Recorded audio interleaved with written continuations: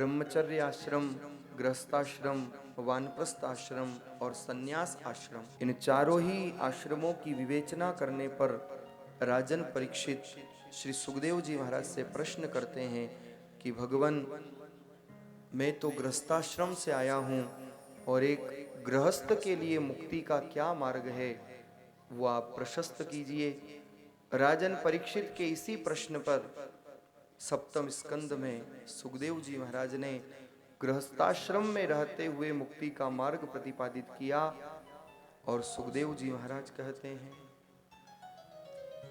गृहेषु स्थितो राजन क्रिया कुर्वन् गृहस्थितो वासुदेवार्पणं साक्षात् उपासीत महामुनिम्।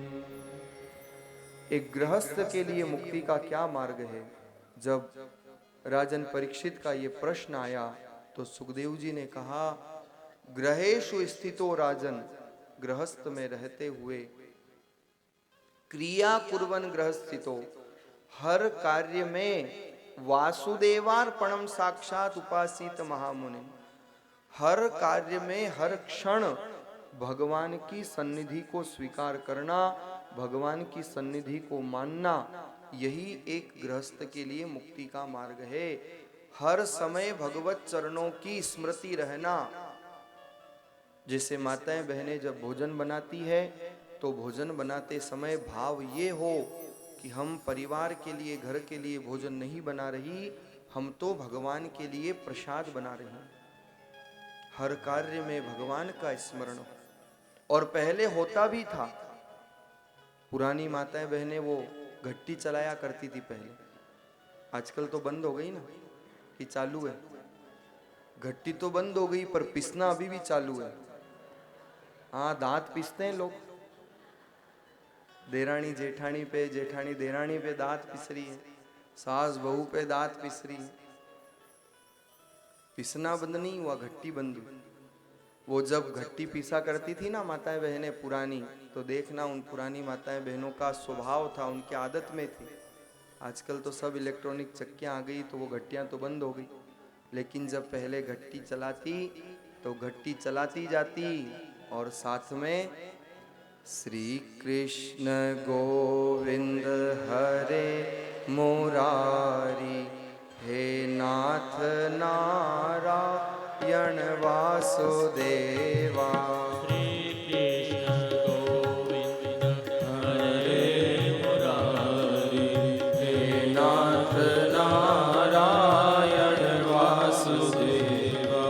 हे नाथ नारायण वासुदेवा, हे नाथ नारायण वासुदेवा। हे नाथ नारायण वासुदेवा। हे नाथ नारायण सभी गाइए प्रेम से। वासुदेवा। श्री कृष्ण गोविंद हरे मुरारी, हे नाथ नारायण वासुदेवा। श्री कृष्ण गोविंद हरे मुरारी। हे नाथ नारायण वासुदेवा। श्री कृष्ण गोविंद हरे मुरारी, राम राम राम राम, हे गोविंद हे गोपाल। उनके स्वभाव में था, घट्टी के साथ साथ भजन किया करती थी। और उसका प्रभाव क्या पड़ता, जब वो भजन के संपुट से अन्न तैयार होता तो सारे घर के लोग वो अन्न खाते, उस अन्न को ग्रहण करते। और हमारा धर्म कहता है कि जैसा खावे अन्न वैसा होवे मन। देखो आप यहाँ भगवान का प्रसाद ले रहे हो तो इस तीर्थ भूमि में सबका मन भक्ति से ओतप्रोत है।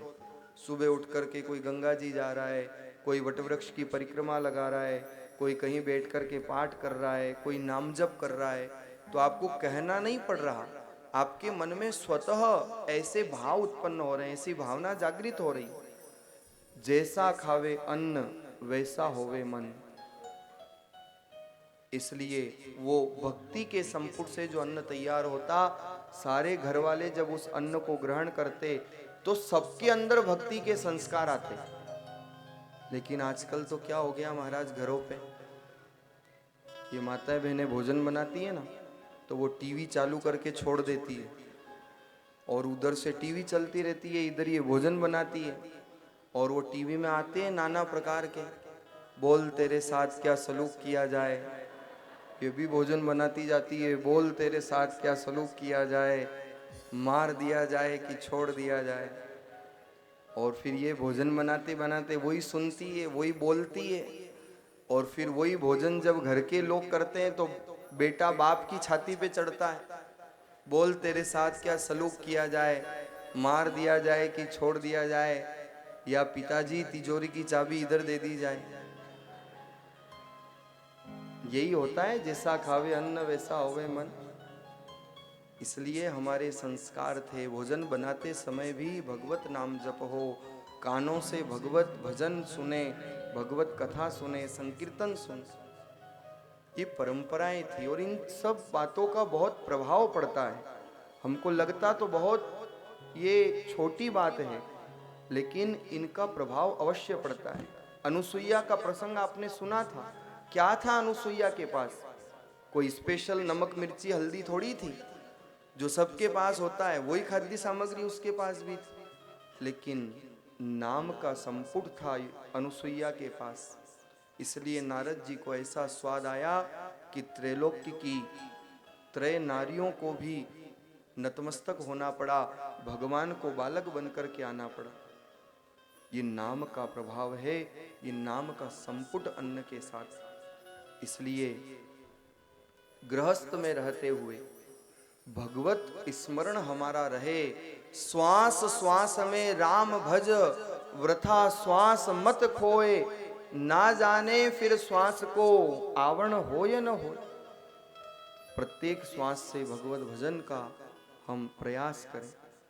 गृहस्थ को केवल करना इतना ही है कि हमारी जो चाहना है ना, उसको मोड़ देना है। ये जीवन चाहना पर टिका है। व्यक्ति को जो चाह होती है वही वो काम करता है, और ये चाह ही है जो व्यक्ति को सतमार्ग पे भी ले जाती है और असत मार्ग पे भी ले जाती है। चाह पैसों से आनों में आने लगी, चाह आनों से रुपया बनाने लगी, चाह रुपयों से नोट भुनाती रही, और चाह नोट से कोठी चुनाती रही, चाह कोठी में मोटर मंगाती रही, और चाह मोटर से होटल में जाती रही। ये चाह होटल में बोतल खुलाती रही, और ये चाह जीवन को बर्बाद करती रही। चाह नहीं तो ले जाती है व्यक्ति को, लेकिन अंतर केवल इतना ही है कि चाह पाली जिन्होंने वो पीले हुए, और चाह संसार की छोड़ी जिन्होंने वो रसीले हुए। चाह जर्रे से लगी तो दिल जर्रा हो गया, और चाह हरी से लगी तो दिल हरा हो गया, दिल हरा हो गया। चाह लगानी है तो संसार से नहीं, उस संसार बनाने वाले से हमारी चाह लगे। चाह उनकी हमको हरदम चाहिए, और एक बार अगर वो प्रभु चाह ले तो फिर हमें क्या चाहिए, फिर हमें क्या चाहिए। इसलिए चाहना पालो तो संसार की नहीं, उस परम पिता परमात्मा की पालो, जिसकी चाहना से लोक और परलोक दोनों सुधर जाए। यही तो चिंतन महापुरुषों ने दिया। गृहस्थाश्रम की चाहना, संसार की चाहना गर्त में ले जाती है, और भगवत भजन की चाहना, नाम जप की चाहना। और इसलिए मैं कहता हूँ कि न पीने पिलाने न खाने में है, न किस्से कहानी सुनाने में है। अरे जिंदगी का असली आनंद तो कृष्ण कथा में डूब जाने में है, भागवत कथा में डूब जाने में। ये जीवन का असली आनंद है। जब भगवान के सामने जाओ ना, देखो ये मोरपंख कितने सुंदर दिख रहे हैं। इन मोर पंखों को देख करके याद आया कि भगवान के सामने जाओ तो कहा करो, प्रभु इन मोर के पंख जैसा हमारा तन हो जाए। कितने सहज हैं ये और भगवान को बड़े प्रिय है, क्योंकि ये बिना वासना के उत्पन्न हुए। मोर के पंख जैसा हमारा तन हो जाए, बांसुरी के स्वर जैसा हमारा मन हो जाए, और एक बार जो वृंदावन विहारी आपकी नजर हो जाए तो रोम रोम वृंदावन हो जाए, रोम रोम वृंदावन हो जाए। उसकी चाहना करके तो देखो, फिर देखो वो कैसी कृपा करता है। इसलिए जीवन में चाहना रखनी है तो परमात्मा की रखो। और गृहस्थाश्रम के लिए मुक्ति का यही मार्ग है कि हर कार्य में भगवान की सन्निधि, हम जीवन भगवान के भरोसे छोड़ दें। Responsibility is always higher authority, सूत्र है। जिम्मेदारी उसकी होती है जो पद पर पदस्थ होता है, और जब जीवन उसने दिया तो हम क्यों चिंता करें। देने वाला वो तो चलाने वाला भी वो। जब चोंच दी है तो चुग्गा भी तो वही देगा, फिर हम क्यों चिंता में भटकते हैं। इसलिए जैसे आप गाड़ी में यात्रा करते हो और ड्राइवर गाड़ी चलाता है तो आप छोड़ देते हो ड्राइवर पर कि भाई आपको विश्वास है वो जैसा चलाएगा, जैसा व्यवस्थित हमको पहुंचा देगा, आप चिंता नहीं करते हो। तो एक मरण धर्मा पर इतना विश्वास करते हो। एक डॉक्टर अगर कह दे तो आप उसकी बात मानते हो। अपने बालकों को अध्यापक के भरोसे 7-7, 8-8 घंटे छोड़ देते हो।